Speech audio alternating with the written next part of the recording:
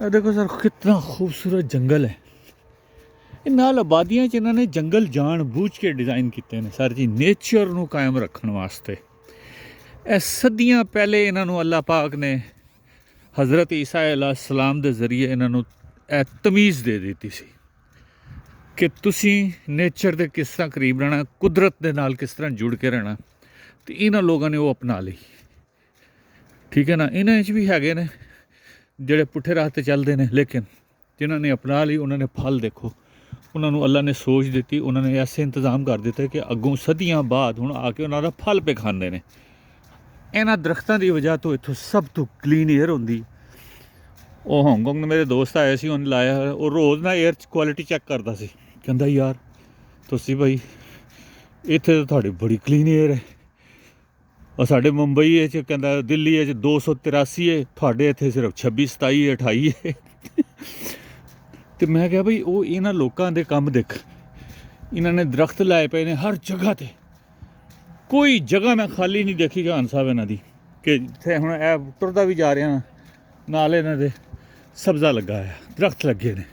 ਔਰ ਇਹ ਕੁਦਰਤੀ ਨਹੀਂ ਹੋਏ, ਇਹ ਲਗਾਏ ਗਏ ਨੇ, ਇਹ ਪਲਾਨ ਕੀਤੇ ਗਏ ਨੇ, ਇਹ ਇਹਨਾਂ ਦੀ ਡਿਫੋਲਟ ਪਲੈਨਿੰਗ ਦੇ ਵਿੱਚ ਸ਼ਾਮਿਲ ਨੇ। ਇਹ ਚੀਜ਼ਾਂ, ਇਹ ਹਾਊਸਿੰਗ ਸਕੀਮਾਂ ਕਿਸ ਤਰੀਕੇ ਦੀਆਂ ਬਣੀਆਂ, ਕਿਸ ਸਟੈਂਡਰਡ ਦੇ ਘਰ ਬਣਾਉਣੇ ਨੇ, ਮੌਸਮ ਦੇ ਲਿਹਾਜ਼ ਨਾਲ ਉਹਦੇ ਅੰਦਰ ਕੀ ਅਸੀਂ ਆਸਾਇਸ਼ਾਂ ਫਿੱਟ ਕਰਨੀਆਂ ਨੇ, ਟੈਕਨੋਲੋਜੀਜ਼ ਰੱਖਣੀਆਂ ਨੇ।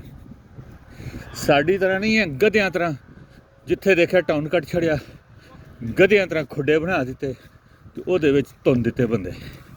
ਨਾ ਸਾਹ ਉਹਨਾਂ ਨੂੰ ਆਵੇ, ਨਾ ਪਾਣੀ ਉਹਨਾਂ ਨੂੰ ਮਿਲੇ ਸਾਫ਼। ਅਤੇ ਪਲੈਨਿੰਗ ਕਰਕੇ ਜਿਹੜੀ ਕੌਮ ਚੱਲਦੀ ਹੈ ਉਹ ਸਰ ਇਸ ਤਰ੍ਹਾਂ ਚੱਲਦੀ ਹੈ। ਔਰ ਇਹ ਮਿਸਾਲਾਂ ਨੇ, ਇਹ ਦਿਖਾਓ ਦੁਨੀਆ ਨੂੰ ਅਤੇ ਇਹਨਾਂ ਨੂੰ ਸਮਝਾਓ ਆਪਣੀ ਜ਼ੁਬਾਨ ਵਿੱਚ। ਕਿੱਡਾ ਹੁਣ ਦੇਖੋ ਅੱਲਾ ਨੇ ਕਿਤਨੀ ਰਹਿਮਤ ਕੀਤੀ ਪਈ ਹੈ ਇੱਥੇ, ਮੌਸਮ ਵੀ, ਫਜ਼ਾ ਵੀ, ਫੈਸਿਲਿਟੀਜ਼ ਵੀ, ਕਿਉਂਕਿ ਇਹਨਾਂ ਨੇ ਅਮਲ ਕੀਤਾ ਪਿਆ। ਉਹਨਾਂ ਲੋਕਾਂ ਨੇ, ਇਹਨਾਂ ਨੇ ਦਿਲਾਂ 'ਚ ਹਸਦ ਨਹੀਂ ਰੱਖਿਆ, ਹਸਰਤ ਨਹੀਂ ਰੱਖੀ। ਇਹਨਾਂ ਨੇ ਇਨਸਾਫ ਕੀਤਾ ਪਿਆ ਇੱਕ ਦੂਸਰੇ ਨਾਲ, ਇੱਕ ਦੂਸਰੇ ਨੂੰ ਲੁੱਟਦੇ ਨਹੀਂ, ਖਾਂਦੇ ਨਹੀਂ। ਠੀਕ ਹੈ, ਵਾਰਦਾਤਾਂ ਹਰ ਜਗ੍ਹਾ ਹੁੰਦੀਆਂ ਨੇ, ਅੱਛੇ ਬੁਰੇ ਹਰ ਲਗਾ 'ਤੇ, ਮਗਰ ਮੈਜੋਰਿਟੀ ਨੇ ਸਿੱਧਾ ਰਸਤਾ ਪਕੜਿਆ ਅਤੇ ਅੱਲਾਹ ਪਾਕ ਨੇ ਉਹਨਾਂ ਨੂੰ ਇਨਾਮ ਦਿੱਤਾ। ਉਹ ਕਹਿੰਦੇ ਨੇ ਨਾ ਕਿ ਉੱਥੇ ਅਮਲਾਂ ਦੇ ਹੋਣੇ ਨੇ ਨਬੇੜੇ, ਕਿਸੇ ਨੇ ਤੇਰੀ ਜ਼ਾਤ ਪੁੱਛਣੀ। ਉੱਥੇ ਅੱਲਾ ਨੇ ਇਹ ਨਹੀਂ ਪੁੱਛਣਾ ਕਿ ਤੂੰ ਈਸਾਈ ਸੀ, ਤੂੰ ਮੁਸਲਮਾਨ ਸੀ, ਤੂੰ ਯਹੂਦੀ ਸੀ। ਉੱਥੇ ਅੱਲਾ ਨੇ ਇਹ ਪੁੱਛਣਾ ਕਿ ਤੂੰ ਕਰਕੇ ਕੀ ਆਇਆ, ਝਾਕ ਕੀ ਮਾਰ ਕੇ ਆਇਆ। ਠੀਕ ਹੈ, ਤੈਨੂੰ ਈਸਾਈ, ਮੁਸਲਮਾਨ ਜਾਂ ਯਹੂਦੀ ਮੈਂ ਬਣਾਇਆ, ਲੇਕਿਨ ਜਿਹੜੇ ਕੰਮ ਤੈਨੂੰ ਕਰਨ ਵਾਸਤੇ ਦਿੱਤੇ ਉਹਨੇ 'ਚ ਤੂੰ ਕੀ ਕੀਤਾ। That we have to answer, and everyone has to answer. ਅਤੇ ਅੱਲਾ ਤੁਹਾਨੂੰ ਤੁਹਾਡਾ ਭਲਾ ਕਰੇ ਅਤੇ ਸਲਾਮਤ ਰੱਖੇ।